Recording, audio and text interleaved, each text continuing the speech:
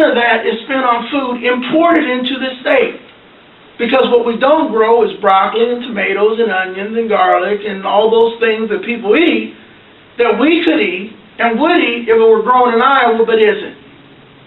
And just by reducing our food trade deficit by 25%, we would recreate a food-based economy that would dwarf ethanol, 1.8 billion in terms of the food we would consume grown in the state, and the peripheral businesses would increase that to about a $2 to $2.5 billion annual industry. Again, one that would dwarf the environmentally destructive, taxpayer-subsidized, grain-based ethanol industry. And then 15% could be put into any business venture in Iowa. And this would not only allow Ted Spohr, who was the former chair of the Republican Party and an extreme conservative, to reinvest in his law practice, or Alan Kozlow, who is an extreme liberal, to invest in his medical practice, but it would allow individuals, families, and others to pull their resources together to invest in community infrastructure and businesses that would serve their needs and interests. We can no longer just look to powerful rich men to come in and take government money to create our jobs, but we must create them. And so instead of a CCI having to complain constantly about the aggression and encroachments of a Wells Fargo or a Bank of America, individuals would actually be able to pull their money together and open banks and credit unions that they own and serve their interests. And so that engine begins growing our state. Now there's one other area we've talked about in terms of helping to revitalize our economy, and it's a bank shot of sorts. Now this is the point where I typically say I'm a Baptist.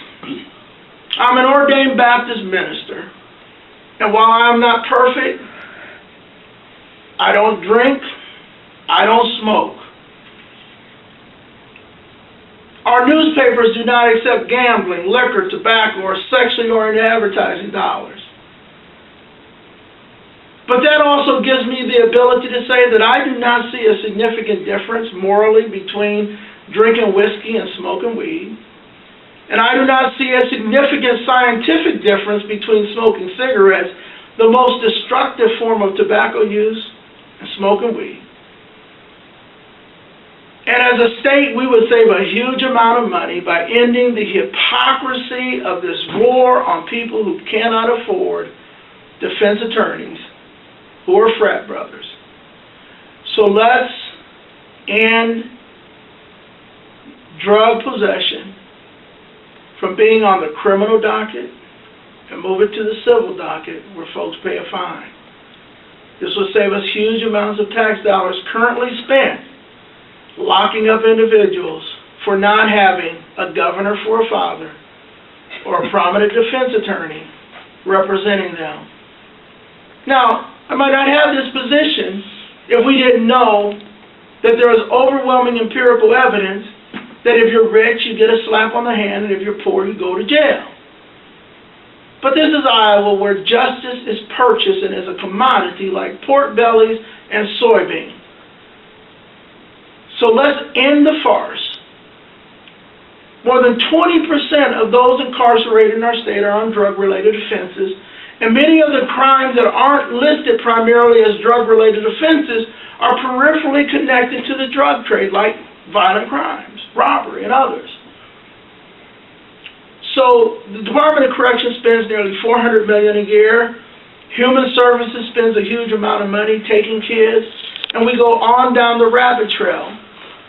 And by ending the absurdity of the criminalization of drugs, we save $200 million right off the bat as a government. But we don't stop there.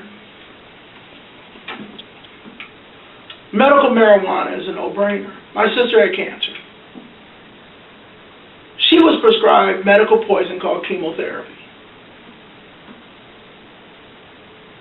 Legislators and politicians who feel they know better than doctors how to heal and treat their patients should never be allowed to see a licensed medical practitioner again, but instead should have to find their nearest politician to treat them. It is absurd. It is hypocritical, and it needs to stop. But we don't stop there, okay? Because there comes a point when you have to understand that in a society like ours, you have to make tough choices. We had a shootout in Des Moines the other day because two individuals involved in the illegal drug trade were high and had loaded guns. And while we could track bagged guacamole at Taco John's back to the third world farm that grew the avocado, our government just doesn't seem to know how guns and drugs end up in the hands of inner city people. Okay? So we know that with full legalization of marijuana, not just medical marijuana, but full legalization of marijuana, that we would in fact cut down on the violence associated with heroin, meth, crack, and significantly reduce the violence associated with this culture. So that alone would be worth legalization.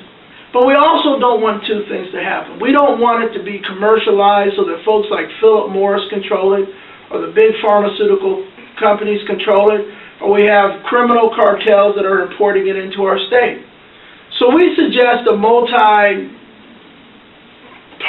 approach to this. The first is to sell a growth permit. Whether you are growing it for your own personal use in your basement or a greenhouse, you pay a fine, or you pay a fee. You buy a permit, and it might cost $50 or $100. When I was asked at the Iowa Normal meeting why folks should have to pay a permit, I say so we can get the votes to stop them from kicking indoors and you can grow your weed. Or if you grow 5,000 or 50,000 acres for hemp so that you can make hemp lotion and rope and hemp paper. I saw in the restroom where it said on the paper towel dispenser, this came from trees. Well, how much better would it be if it said this came from hemp? Okay? And we don't have to cut trees down. And not only that, but when you talk about individuals being able to grow it for recreational purposes. Again, this is where I go back to as a teetotaler who doesn't drink, who doesn't smoke. I once about 10, 15 years ago, thought about taking up smoking. In my family, you had to die to get out of marriage. So I decided I was going to start smoking. I hate cigarettes, couldn't figure out how to operate a pipe, and cigars took too much work, so I didn't start smoking. But we tax cigarettes. We generate about $99 million in taxes on cigarettes. And so we're saying sell permits. And these growth permits would generate money for the local jurisdiction in which it's grown. So whether it was grown in Cedar Rapids or Marion or Marcus, that local government would get a percentage. And then the county in which it was grown would get a percentage, and the state would take a percentage. And then you would sell it in state-owned stores. Now, we did this with liquor. Some of you may not remember it, some of you may. The state didn't make Templeton Rye or Budweiser or Johnny Walker or Kentucky Bourbon. It's just the state store sold it. And in this instance, the most logical choice would be to have state stores sell it, where they would take a comparable percentage to what casinos take, and then the grower would take the rest. Now, it's my understanding some folks can take weed and make it into the equivalent of Keystone beer, and others aged Kentucky bourbon. And the customer would decide. But that would generate revenue, and so a portion of that revenue would go for residential property tax relief. A portion of that revenue would go to counties to help fund increased mental health services, and the rest would be coupled with taxes from the sale to consumers to invest in the repair of our roads, bridges, and other infrastructure. Now, since Iowa is closer than Colorado, I suspect that we would have a booming trade and generate significant dollars, and this would allow us not to have to subsidize to raise the gas tax. It would allow us to provide other kind of tax reform that is essential to revitalizing our economy and transitioning back to a freestanding economy. Right now, if we pulled the government dollar out of the farm, out of the medical field, out of the construction trade, out of the transportation industry, out of education, Iowa collapses. Iowa is a heavily subsidized state that survives because of advanced travel technology possessed by individuals in Dubai and China. People say, what are you talking about? Well, here's how we pay for farm subsidies in Iowa and ethanol subsidies in Iowa. And here's how we pay for Medicaid, which is a $3.6 billion program, most of that from the federal government. And here's how we pay for education subsidies, whether they're Pell Grants or No Child Left Behind dollars. Here's how we pay for the dollar that goes into transportation construction that comes from the federal government.